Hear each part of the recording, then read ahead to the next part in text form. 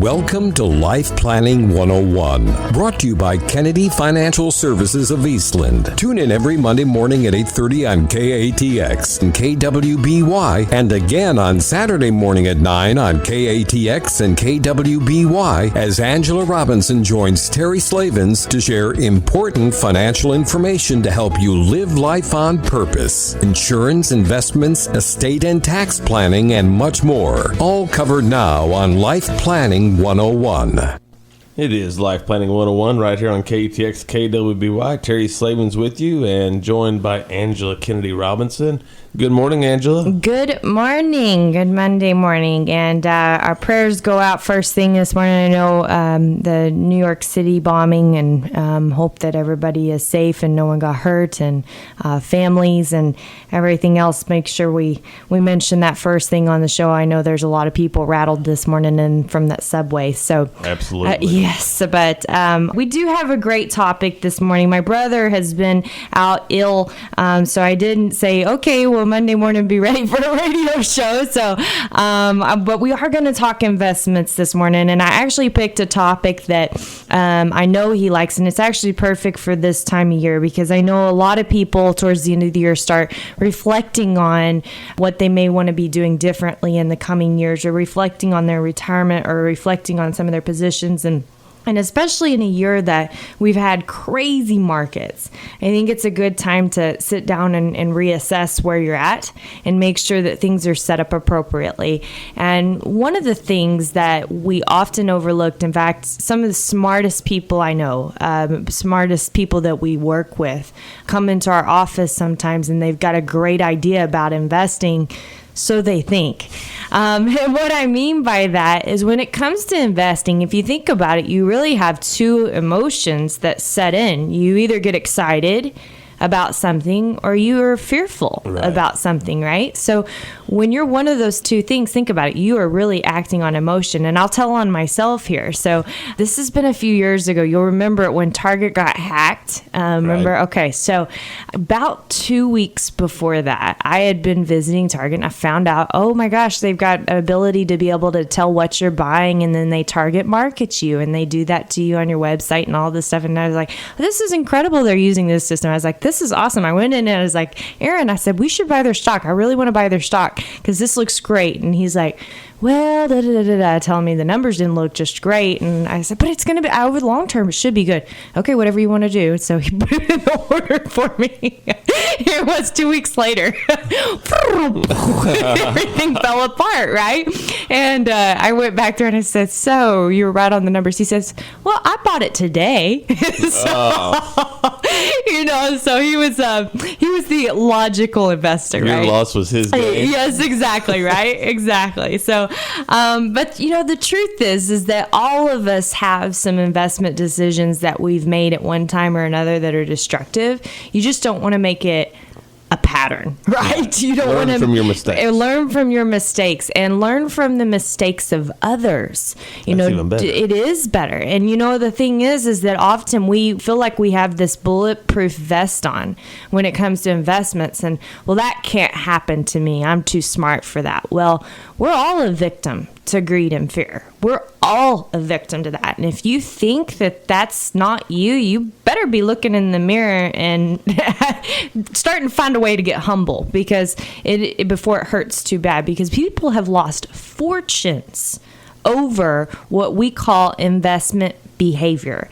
And so what we're going to do today, and this is kind of fun. I went on this morning, Kiplinger. It's one of my favorite reads. They do taxes, they do investments, and they're very non-biased. Like you don't get anything political, so I love it from that perspective. But they have this cool little quiz, and I thought, well, why don't we walk through this on the radio show? It's only like 7 questions. By the way, I missed 2 out of 7. So, I think this is really, really good, and I don't want you to feel bad when I start asking questions, and Terry, you're going to be like, should I answer this? Should I not answer this? But it's a really good thing because it talks about investment behavior. And then I want to tell some stories about the 3 most common things that we see people do that are very destructive to their investment decisions. So we've got a lot to cover, lots of good information, especially as you're sitting here reassessing where you're at with your investments or your future and goals. coming into the new year. So lots to go through. Don't want to miss it here on Life Planning 101. We'll be right back. Segment 2 of Life Planning 101 continues here on KTX KWBY. Angela, you're going to give me a test? Yes, you get a test. You get a test. And don't worry, like I said, there's 8 questions. I thought there were 7. There's 8. And I missed 2 of the 8. So, and you know, my gosh, I work in this environment every day. So this is Kiplinger.com. And you can actually, what I did was I Googled investor psychology and it came up as like number 2. So if you actually want to go back and do it, you can do that. But it's really good because, you know, even Kiplinger's first sentence was emotion, not logic, usually rules investment habits. And this is so true. So here's question 1. We think something is safe because everyone is doing it. This is called peer pressure, herd behavior, mental inertia, or insanity. I would go with peer pressure. Peer pressure. It is actually herd behavior. Really? And this is one of the things that we learn. I have a designation called a certified retirement counselor. And retirement counseling obviously means many, many things. And one of them is, with this investor psychologies. And this is a big one because, you know, the more people do something, the safer we tend to feel to be able to do the same thing. Okay, so let me give you an example. Remember 2000, tech stocks, right? All the rave, or Enron, right? Well, everybody's doing it, or Bernie Madoff, everybody's doing it, right? So it gets to be safer and safer to do it.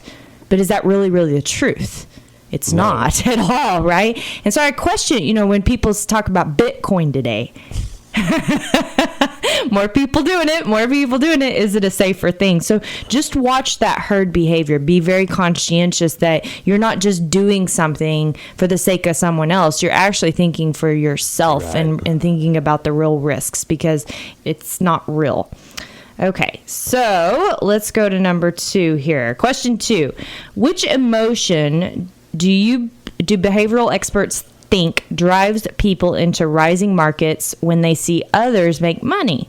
Excitement, envy, regret, or optimism? My gut reaction is envy. Envy. Very close. Regret. Okay. Very, very close. And, you know, they could be synonyms in some context, right? But if you think about, and actually I had someone say this to me the other day. I said, so what do you want to accomplish? You know, I was going through some of our questions, and they said, well, better question would be, what do I not want to regret? Right? And I think people, they see things like Bitcoin go up thousands of percentage points, and they think, my gosh, I don't want to regret not being a part of that.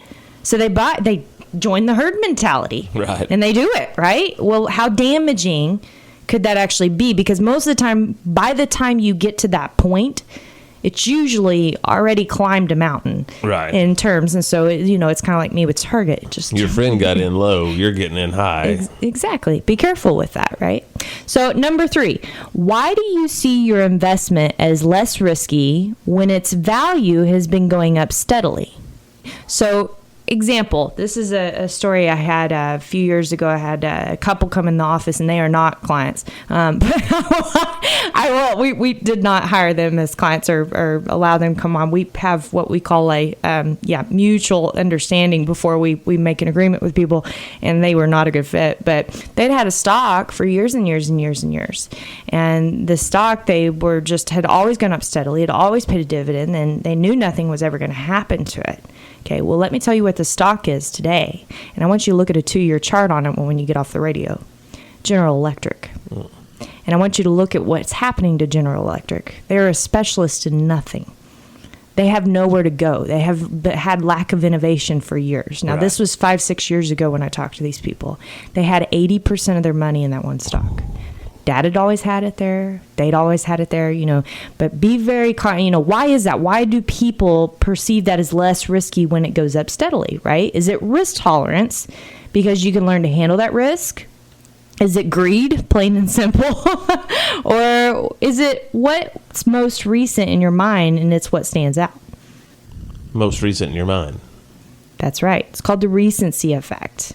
This is also very close to something called anchoring, and it's by what you know, okay? So, based on what I know, these are the decisions I make, and I feel good about those decisions. Right. bygone it, right? But my dad always has a saying about this, about politics, and I love this. He says, why can't a politician just say, based on new information, I have come to a new conclusion? Right. Why can they not say that, right?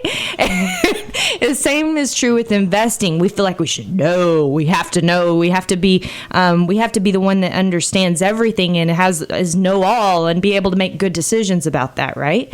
But it's just simply not true. So, number 4, human minds are hardwired to organize facts around spreadsheets, love songs, PowerPoint presentations, or stories. Human minds are wired To organize facts around spreadsheets, love songs, PowerPoint love songs. PowerPoint presentations, or stories. I'm gonna go with stories because that's Great. Okay, good. Very, very good. Yep. And it's true. If you think about it, anytime someone tells you a story versus facts, you can usually go repeat that story. Right. Okay, can you repeat the facts? No. No, you can't remember all the facts, right? So, this is something that's very important because people, if you think about it, you talk to your neighbor, they bought something and it's gone up over the last 10 years. What do they remember? They remember that story, right? They remember things, but is that always what really is true? And you have to think about, there's 2 biases around this. There's what's called a relativity bias, okay? Relativity trap is what they call it. And that's the people that you trust. Maybe it's, I always think of, what was the show, Home Improvement, where he's over the fence and he's talking to his neighbor every day. Right?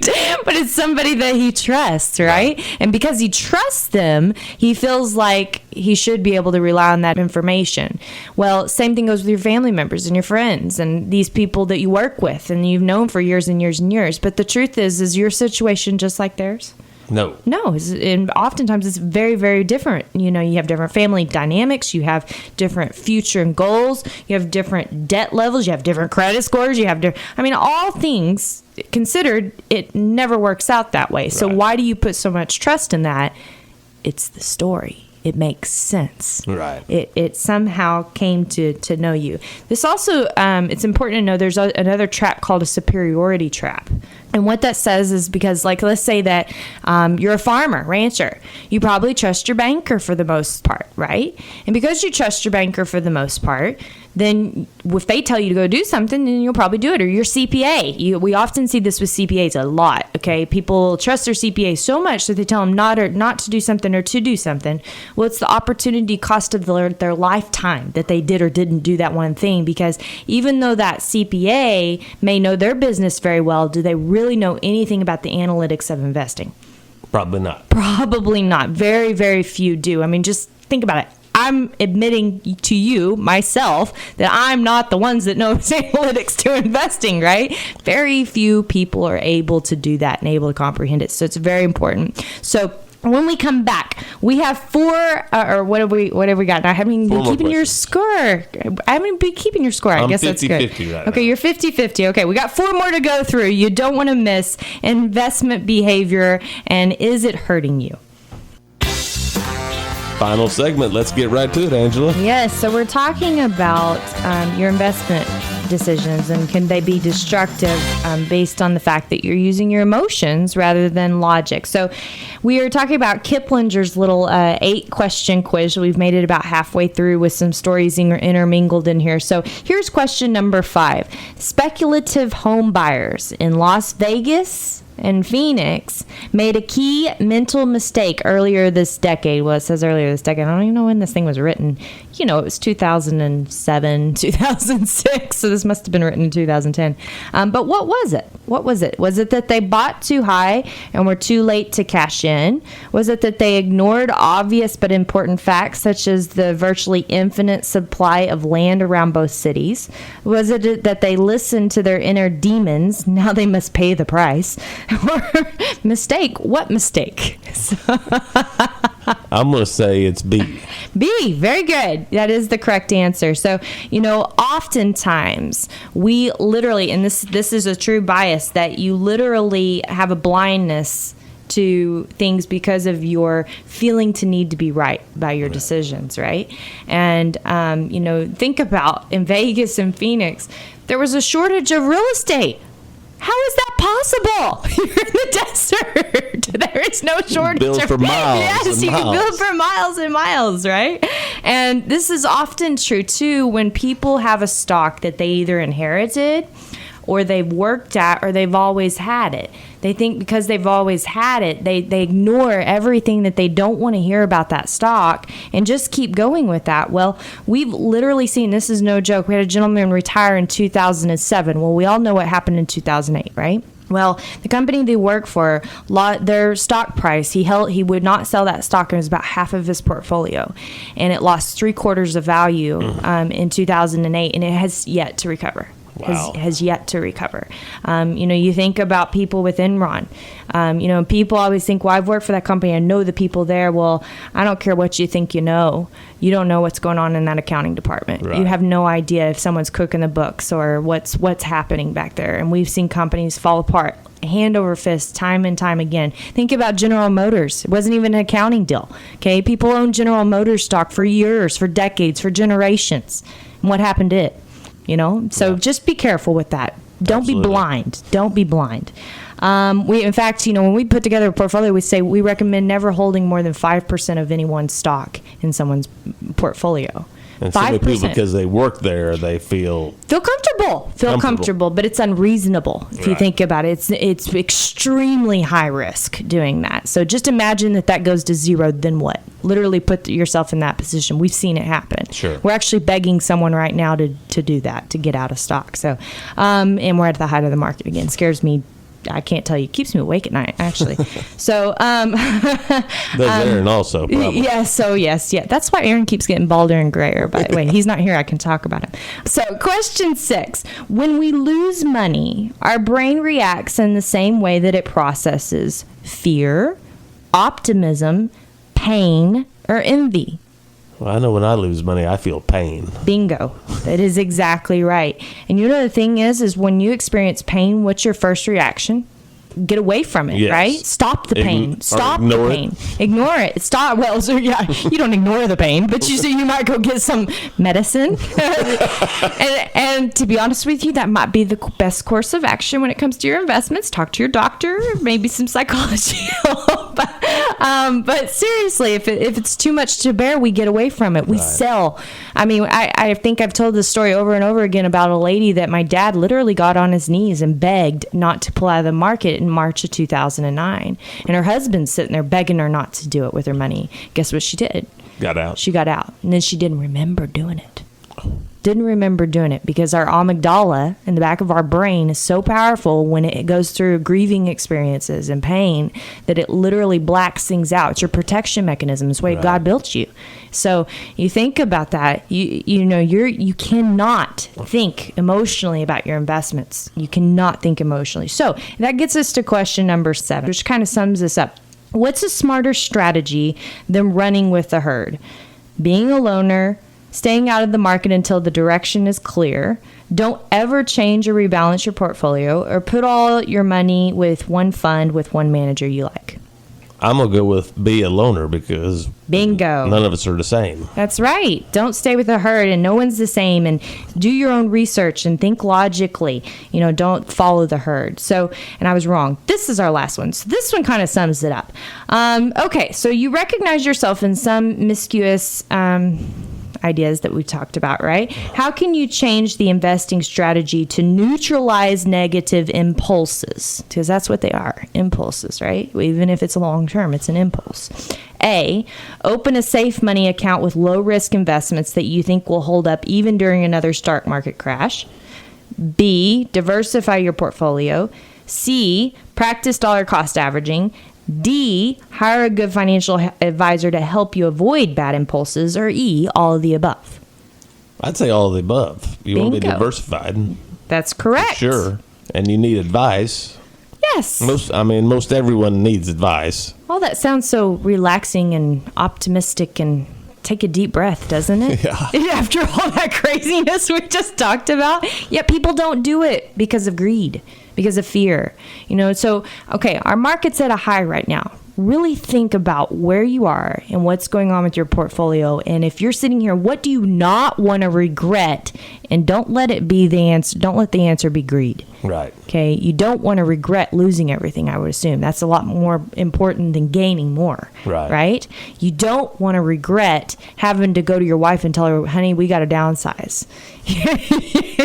You don't want to regret not being able to do the things that you enjoy doing just because of a silly investment decision. So, get some help. Look at things logically. Like I said, I get help. It's important for us not to use our emotions when it comes to our money, because no one likes losing. I promise you that. However, overtly what ends up happening is that you run out of money because you either go into extreme fears or extreme greeds, and it's not good either way. You got to have that balance in life, right? Yeah. So follow us on Twitter at KFS Life Planning and let us know, do you make emotional investment decisions? My name is Angela Robinson with Kennedy Financial Services here in Eastland, Texas. God bless everyone. Merry Christmas this month of December. Hope your families are doing great and you're able to have a wonderful Christmas with your families. Thank you for joining us for Life Planning 101, brought to you by Kennedy Financial Services of Eastland. Tune in every Monday morning at 8:30 on KATX and again on Saturday morning at 9 o'clock on KATX and KWBY for more Life Planning 101. Advisory services offered through Smart Money Group, LLC, a registered investment advisor. Securities offered through Carlton & Associates Incorporated, member FINRA SIPC. Kennedy Financial Services Incorporated is an independent of Carlton & Associates Incorporated and Smart Money Group, LLC.